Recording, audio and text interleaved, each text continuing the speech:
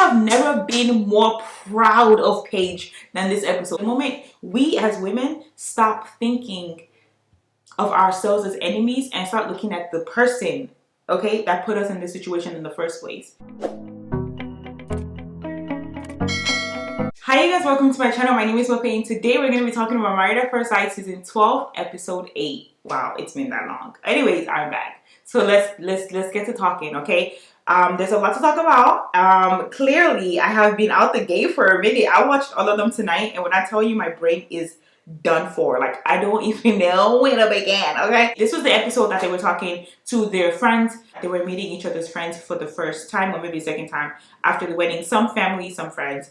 So let's get started with Claire and Ryan. As far as what's going on with them right now, it's crazy. It's crazy because I feel like at some point Ryan would have been like this attractive so-called old man, you know, he's laid back, he's chill, but I think his calculated situation, the fact that he's very calculated, the fact that he is always just like, he never really just lives for the moment. I think that he would have to, at some point, obviously, he's going to calm down a bit. Clara is obviously sexually frustrated.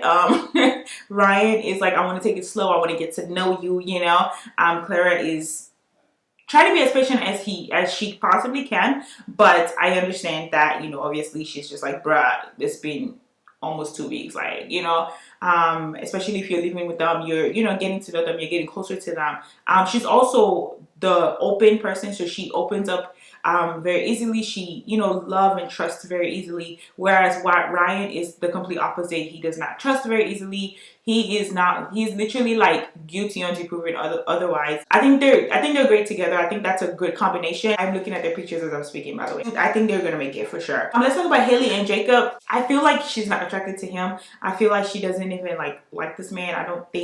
I feel like there's something else holding her back, and I don't think that it's because she's just trying to take things slow. I personally think that she just doesn't like this man. From what she's on camera, it just seems like she's she sits very far away from him. She doesn't come close to him. She definitely has said it over and over again that she does not like physical touch. If you find somebody that you're attracted to and this is your husband and you actually are attracted to this person, you are going to like physical touch, like, or maybe not like it, but you would do it because this person needs that from you. But she's not willing to do that. I feel like she tried this episode. I feel like she tried. I feel like she spoke to Jacob's friends and she got an understanding of who Jacob is. She says she's trying, so I guess we just have to give her the benefit of the doubt. But for me, first of all, I don't know. I don't see it. I don't think that Haley is at the point where she is either ready to give of her heart. I don't think she's ready to do that, or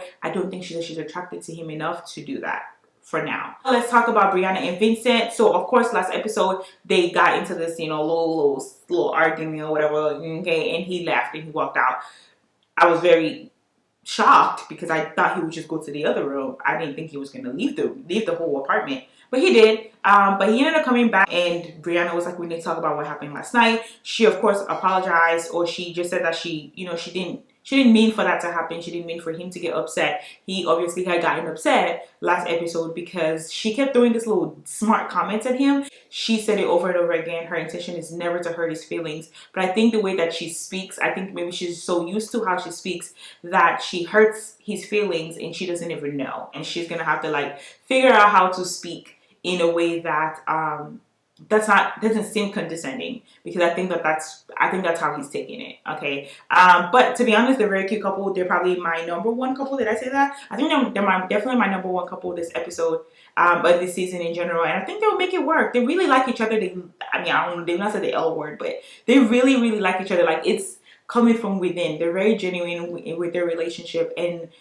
especially this episode, it was so beautiful to see because Vincent's mother and brother came to the house, and Brianna's mom and sister was there, and they played a little game. Vincent's mom, her first language is Spanish, and she doesn't really quite understand English, although I know that she knows little words. They call it Spanglish.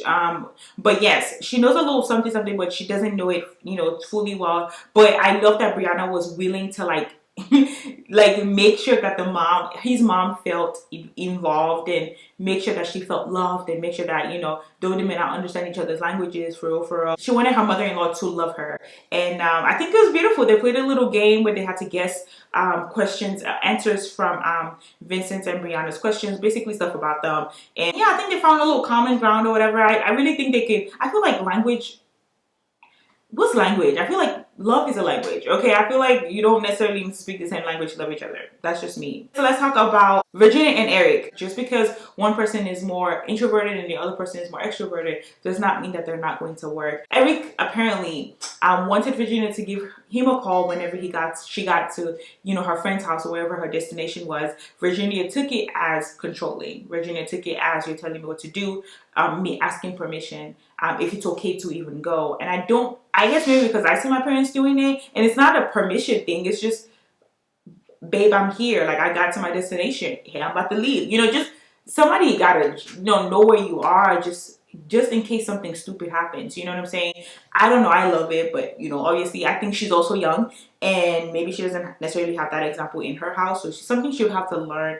But I do think Eric is coming from a good place. I don't see anything wrong with the way that he thinks. He's just very nice to her. I have nothing bad to say about Eric. Virginia, on the other hand, I really don't either. I think at this point she's young and she's party. She wants to party, but I do think that sooner or later she will have to understand that she's more than just a girlfriend title. She's a wife title, and I don't think that's clicked for her. In my opinion, I don't think it's clicked for her. So let's talk about the very last but not the least, but the most problematic, the most annoying, the most foolish, the most, can I keep going? Okay. Crazy married at first sight couples. I feel like this is the worst ever. It's Chris. Okay, well, let's talk about Chris and Paige. I have never been more proud of Paige than this episode. I felt like Paige stood up, spoke for herself, did what she had to do. I don't know what next episode is going to be about. I don't know if she's going to like succumb to his foolishness again. But this episode, I am so happy that she is who she is. I'm happy for the conversation that she had with Chris's ex-fiance slash mother of his unborn child. That conversation right there. I was literally just sitting there, like, I was just like, yes, keep going. Like, what else do you have to say? Like, I feel like this episode, she stood up for herself. And that's something that she hadn't done, in my opinion, this whole time that they have been together. This was the episode that he met with his friends, so the pastor and another friend of his, and they were talking, and this is when he told them everything that had happened since the honeymoon. Actually, even just since the marriage. Okay, since the wedding day. Told him everything. Even his friends were like, this person was willing to ride or die even through it all, and you're still saying no. He said to her that he wanted a divorce. It's the fact that every time he goes and talks to her privately, without the cameras and without the speakers, they turn each other's mic off. It's the fact that she still goes around and talks to the producers about everything that be going on.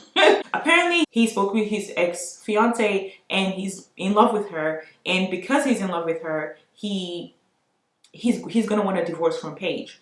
Paige was obviously upset. She was very, very upset when she was talking to the producers about this. Fast forward, they went to talk to Pastor Cal. Pastor Cal had visited, and it was time for, you know, the couples to sit and talk to Pastor Cal. Every other couple did it. It was time for Paige and Chris to do it. Paige was talking. Paige explained every single thing that had happened from the marriage night to Pastor Cal. Pastor Cal couldn't understand why you were still willing to sleep with him even after all of this. Apparently, they've been sleeping together every night except for 2 to 3 nights since they've been together. And this is almost 2 weeks. So everything that has gone on, every hurt that you have gone through, you still are willing to sleep with this man. He couldn't understand that, and he genuinely, I think I appreciated that he really, really wanted her to know that she was beautiful, she was valued, she was worthy. Chris shows up in between the session. Her dad had passed away, and so he went to visit her to console her, and he slept with her. And you slept with her and you impregnated her? Like, you impregnated somebody during the process of this married at first sight stuff, right? Prior to you saying, I do. You had already impregnated this girl. I just know, long story short, Pastor Cal said he tries to fight for marriages, but this one he couldn't fight for. At some point he left, she left, they went their separate ways. He ended up calling her and asking her out and suggesting that he brings his ex-fiancée slash the mother of his child to this sit down to talk, to clear things out. This man was looking like a fool every second of that conversation. I bet you he just wished that conversation ended the moment he said that. I bet you he regretted coming to sit down and suggesting to bring his ex-fiance to that sit down. Long story short, you guys, Paige and ex-fiance worked out perfectly. They communicated, they understood, they had questions for each other. Mind you, Paige was talking to Pastor Cal about how she was scared that she was pregnant by Chris. And she wasn't scared. Well, then Pastor Cal was like, what do you mean? Like, you guys were not, protecting yourself. And she was like, no, they weren't. All those times, which of course, she understood her mistake. She learned her mistake. No need to beat her down with it. Not necessary. I will say though that she got her period, so she wasn't pregnant. Now, she relayed this information to ex-fiance. This was the most classiest sit-downs ever. It was so beautiful. Paige, ex-fiance, they did not raise their voice. They were literally talking. I mean, you have to understand, I think that this is true. The moment we as women stop thinking of ourselves as enemies and start looking at the person, okay, that put us in this situation in the first place. They spoke at length.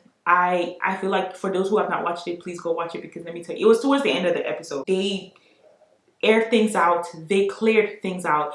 Both of their confusion died down. I don't think that they both have any more questions for each other because everything was answered. And the biggest bomb of them all was that Chris's ex-fiance doesn't want to be with Chris. Has made that very clear. She does not want to. She is not interested in having a relationship with this man. And I think that was the biggest blow, because to Chris, of course, because at this point, you left Paige because you said your ex-fiance, you guys were still in love with each other and you were going to make it work. Your ex-fiance is making it clear to you and all of national television that it ain't gonna work, sis. My favorite part was when Paige said, this marriage no longer serves me. I've never been more happy for a woman to be just free and to stop enduring this hurt that a man is putting on her. A man that's not even worthy of it. Okay, anyways, so that's that. That brings us to the very end of this episode review. I hope that you guys enjoyed it. Feel free to like, comment, and subscribe, and let me know down below what your thoughts are about this episode. Don't forget to be kind to yourself as well as others around you, and I'll talk to you guys in my next video. Bye. Mwah.